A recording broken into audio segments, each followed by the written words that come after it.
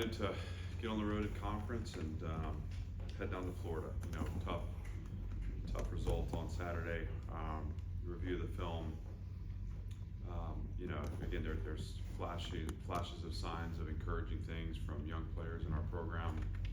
Felt at times some of the quick strikes and the counter punching in the second half on offense, are signals of an explosive offense that includes the ability to get the ball down the field throwing it. We need to see that earlier, obviously, and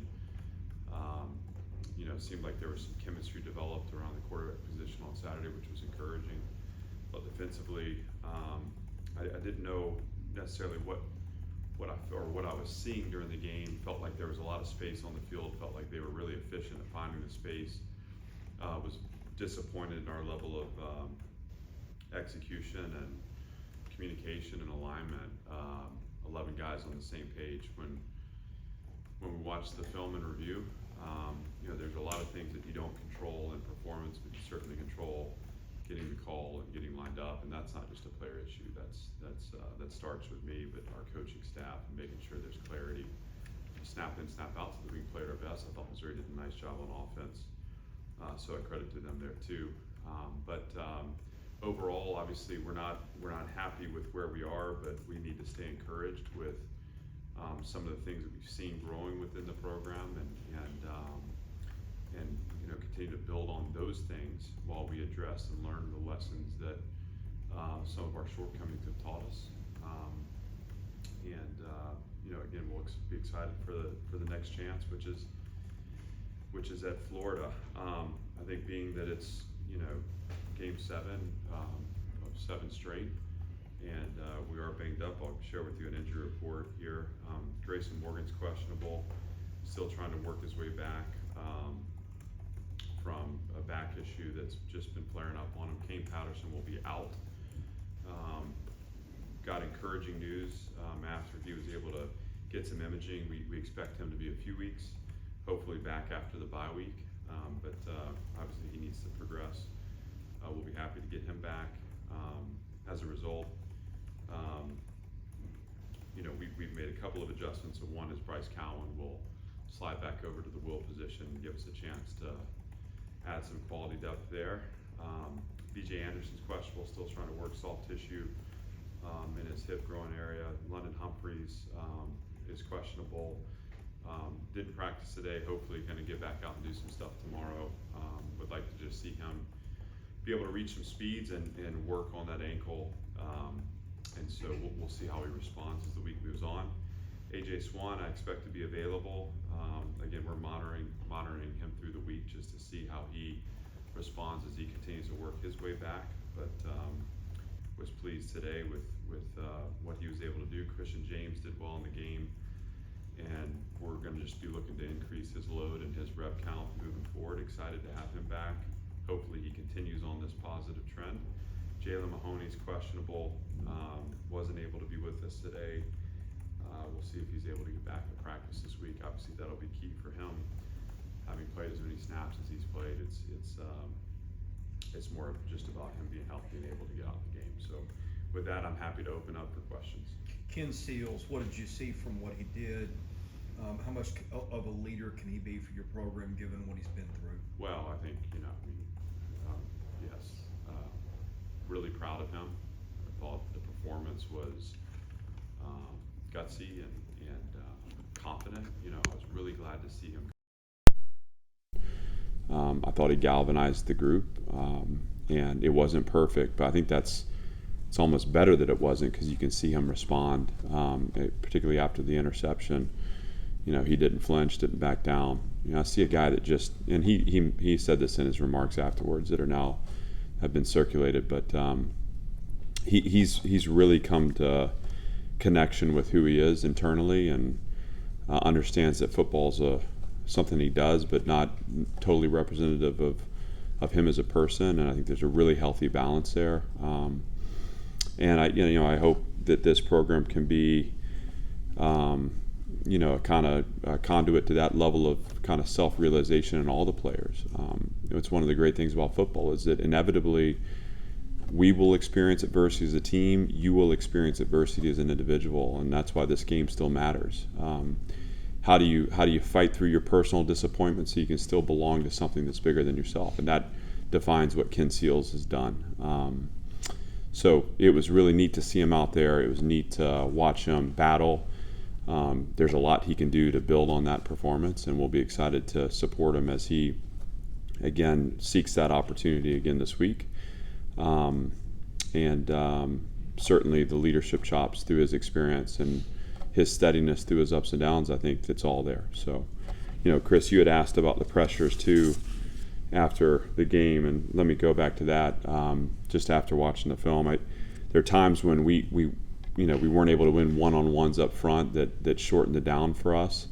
There's also times where we need to step up into the pocket. Now, this came up a little bit a couple years ago where, when a pocket forms and we're trying to kind of escape out of the edge, you're running into the rush a little bit. So particularly the sack that ended the game is a situation where if we can go up into the pocket, I think the protection is going to hold solid. The shot we hit to Junior Sherrill actually was the same kind of idea. Ken climbed the pocket, was able to find the route down the field. And so I think there's some learning there and just some chemistry that needs to be built. But on the whole, I was pleased with the offense. And obviously the middle stretch of the game, we have to just find the rhythm and chemistry to be able to apply pressure through all four quarters. He got off to a little bit of a slow start offensively. That's happened a couple times before. Do you find a common denominator or maybe a fix there? Yeah, I think gosh, I'm trying to remember the specifics, and I'm usually pretty good at this, but I want to say, it was our second possession, I believe, that we scored our touchdown on, in the first quarter to take the lead there, and to me, what was the signature of that drive was we were able to get some rhythm on first and second down. Specifically, I think we were at 2nd and 10, and we ran a jet sweep and got the ball on the perimeter, a nice crack block by Quincy Skinner that got a first down, and then we went to tempo. We hit Quincy in the flat, and he was able to circle the defense, and then we got back on the ball and hit Quincy in a kind of flood route, came back and ran a zone play, and then came back with Ken on the pull for the touchdown. So, and that's pretty good memory, just if I can say so myself. The reason I bring that up, that's our second offensive possession, and what you see in that is small things done well. It's getting in rhythm, finding the way to get the ball on the perimeter, using tempo to apply pressure, and it's an offense playing on their toes and playing with confidence. I think we can't wait on the play to give us that confidence. So, it's about taking that attitude, and that starts again with our coaches and, the way we approach efficiency on first and second down.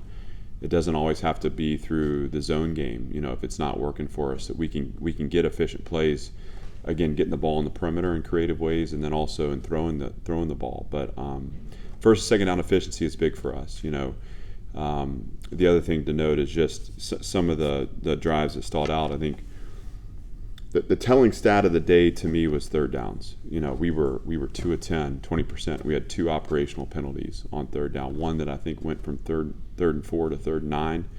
The other went, which is obviously just a brutal change of distance.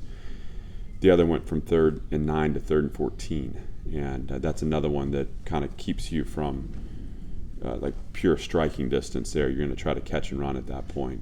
Their offense was, I believe, 50% on third down with 3 passing touchdowns on third down. So, if the discrepancies there to me come down to the execution, the detail in the execution.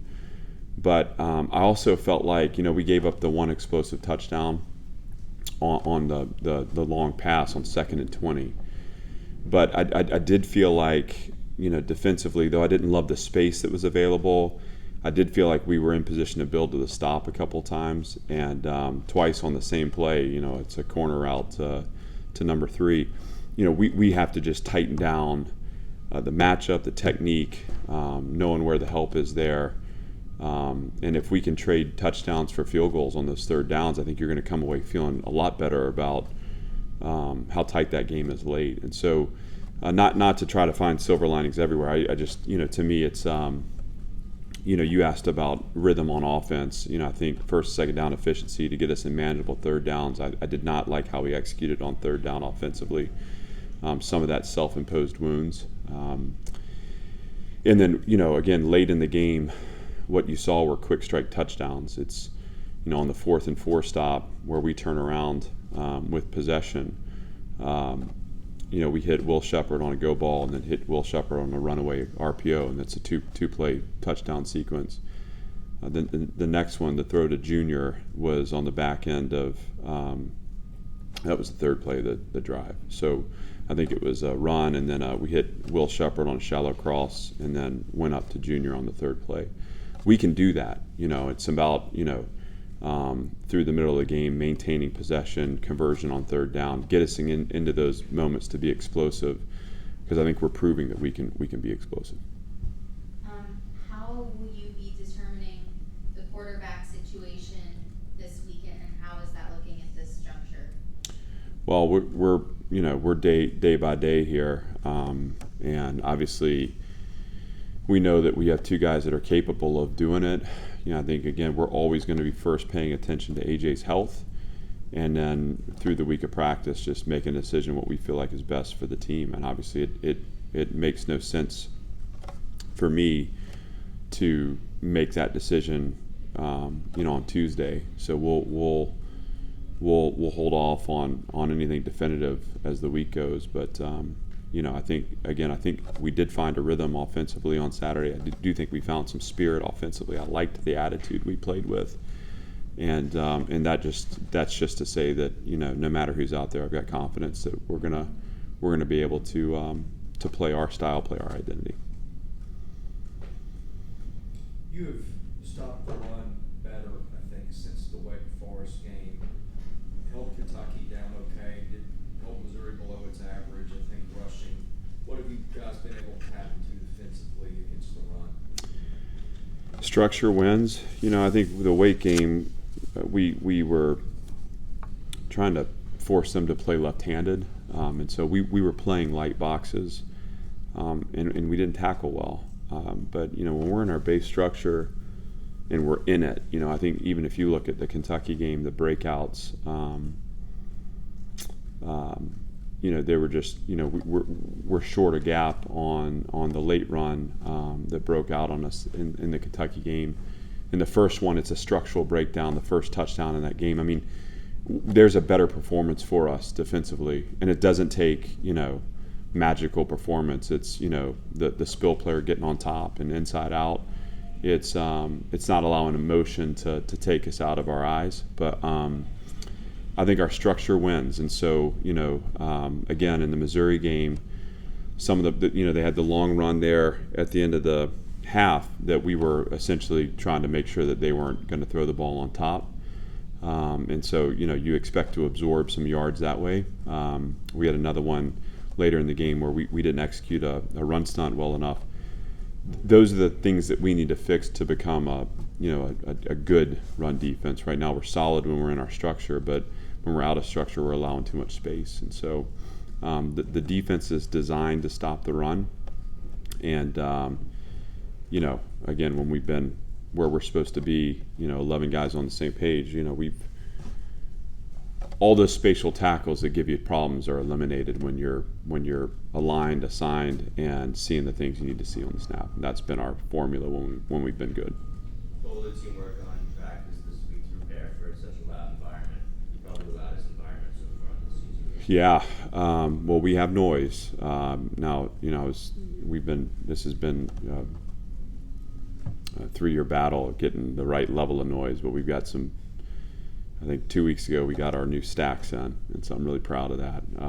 And we'll have them cranked up and make sure that we're working. I don't know that, so much of playing in a loud environment is about chemistry, and it's about the chemistry that's built, before there's noise introduced. but certainly we expect that to be a factor, and so we're gonna plan and prepare for that as though it's gonna be impactful. Anything else? Thank you. All right, thanks, guys.